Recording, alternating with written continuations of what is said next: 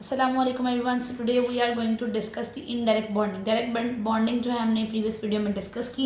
So indirect, the word indirect that means कि आपने directly on to the patient tooth surface पे आपने नहीं करना है बॉन्ड. आपने पहले कास्ट लेनी है. कास्ट मॉडल जो आपके पास होगा उसके ऊपर आप बॉन्डिंग करेंगे, इसलिए आप उसको इनडायरेक्ट बॉन्डिंग कह रहे हैं. तो होगा क्या इनडायरेक्ट बॉन्डिंग में कि आपकी जो भी अटैचमेंट है जिसको आपने ठीक है लाइक अटैच करवाना है, लाइक ब्रैकेट्स और कुछ भी अटैचमेंट, उसको आप टेम्परेरीली अटैच करेंगे ऑन टू योर टूथ जो कि कास्ट के ऊपर है. यूजिंग अब वो जो टेम्परेरी अटैचमेंट है वो आप कर सकते हैं with the help of glue और कॉम्पोजिट रेजिन.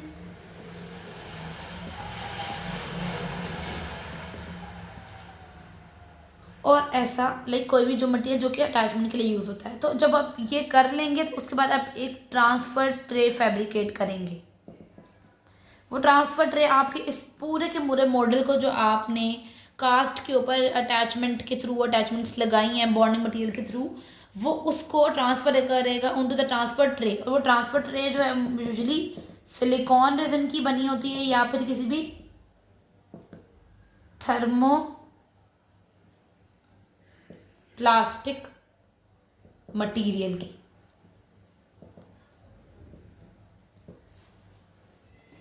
ठीक है. अब इसके बाद हमारे पास क्या होगा कि जब हम ब्रैकेट्स को अटैच कर रहे होंगे तो ब्रैकेट्स की बेस के ऊपर भी हम लोगों ने रेजिन जो है वो अपना अप्लाई करना है. और इस तरह पूरी की पूरी लाइक पूरे ये जो अटैचमेंट वाला प्रोसीजर है कि जब हमने टू सरफेस पे तो वो मटेरियल लगाया ही है, लेकिन साथ में बेस ऑफ द ब्रैकेट के ऊपर भी लगा के उसकी टू सरफेस पे लगा दिया, फिर एक ट्रांसफर ट्रे बना के सारा का सारा डिज़ाइन उस ट्रांसफर ट्रे पे हम लोगों ने रेप्लिकेट कर लिया. और उसके बाद हम लोगों ने लाइट क्योर किया. ठीक है. लाइट क्योर जो प्रॉपर उसका जो टाइम पीरियड है उसके लिए हमने लाइट क्योरिंग की. और बाद में हमने क्या किया, ट्रांसफर ट्रे रिमूव कर लेनी है और जो हमारे पास ब्रैकेट्स होंगी वो रह जाएंगी ऑन टू द टीथ. अब जो एडवांटेजेस है ना कि मतलब like why we are preferring indirect bonding, क्यों हम कर रहे हैं, हमारे पास जब डायरेक्ट बॉन्डिंग का ऑप्शन है तो क्यों हम इनडायरेक्ट बॉन्डिंग की तरफ जा रहे हैं.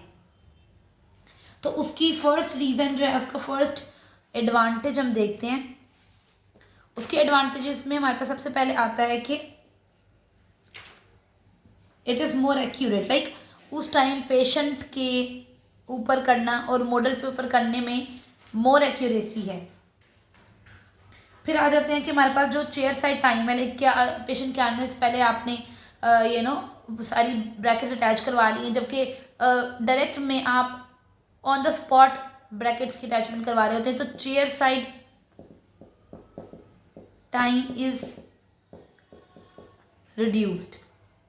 देन कम्स कि हमारे पास as a part of the procedure हम लोग जो कॉस्ट इफेक्टिवनेस जो है हमें वो इसमें मिलती है कि हम लैब में बैठ के अपना ये प्रोसेस कर रहे हैं तो कॉस्ट इफेक्टिव है.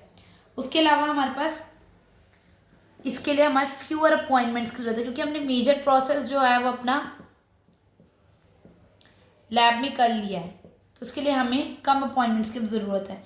और उसके अलावा जो हमारी बॉन्डिंग है लाइक जो हमने पोस्टीरियर्स वगैरह पे करनी होती है, क्योंकि जब हम पेशेंट पे काम कर रहे हैं तो हमें बहुत सारी प्रॉब्लम्स आ रही हैं. मॉइस्चर कंट्रोल भी है, थोड़ा टाइम कंस्ट्रेंट भी है, फिर काफ़ी देर पेशेंट को भी बैठना पड़ रहा है, तो आपने पूरे टीथ को स्टेम करना, तो मोलर पे काम करना थोड़ा सा प्रैक्टिकली मुश्किल होता है जब आप ऑन द पेशेंट काम करते हैं. यही मोलर्स ना वहाँ पे चीक हिंड्रेंस है ना मसल से प्रॉब्लम है कोई भी, तो आप कास्ट पे इजीली बेहतर तरीके से ब्रैकेट्स की बॉन्डिंग कर सकते हैं using this indirect bonding procedure. So this was all about indirect bonding. Hope you like the video, and if you like, don't forget to subscribe to the channel and also get review of my previous videos that I have made about the fixed appliances in orthodontics. Bye bye.